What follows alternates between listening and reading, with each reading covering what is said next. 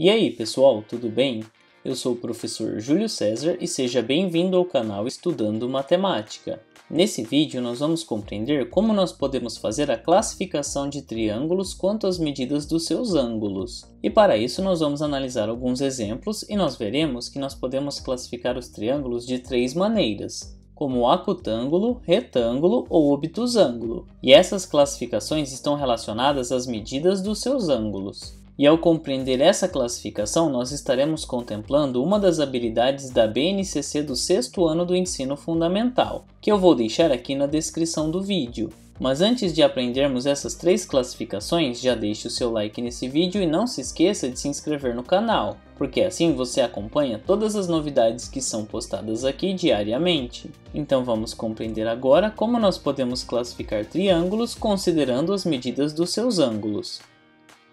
Nós vamos começar pelo triângulo acutângulo, e todo triângulo que tem essa classificação possui exatamente três ângulos agudos. E como exemplo, nós vamos considerar o triângulo BMW, que é esse que nós temos aqui nessa figura.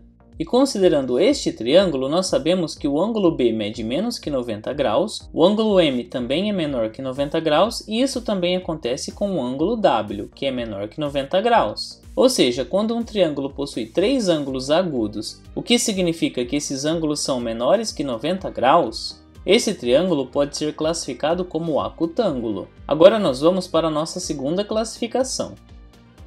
A segunda classificação que nós vamos considerar é o triângulo retângulo. E todo triângulo retângulo possui um ângulo reto. E como exemplo, nós vamos considerar o triângulo ABS. E nesse triângulo ABS, o ângulo A mede 90 graus. E se o ângulo A mede 90 graus, os dois outros ângulos, que são os ângulos B e S, ambos são ângulos agudos. Ou seja, o ângulo B é menor que 90 graus e o ângulo S também é menor que 90 graus. Isso acontece porque nós sabemos que a soma dos ângulos internos de qualquer triângulo é igual a 180 graus. E como o ângulo A mede 90 graus, então os dois outros ângulos são menores que 90 graus. E nós podemos afirmar também que a soma das medidas do ângulo B com o ângulo S será igual a 90 graus. E no caso específico do triângulo retângulo, aquele lado que se opõe ao ângulo de 90 graus, ou seja, o lado BS, é chamado de hipotenusa, uma vez que está oposto ao ângulo de 90 graus. E a hipotenusa representa sempre o maior dos três lados do triângulo retângulo.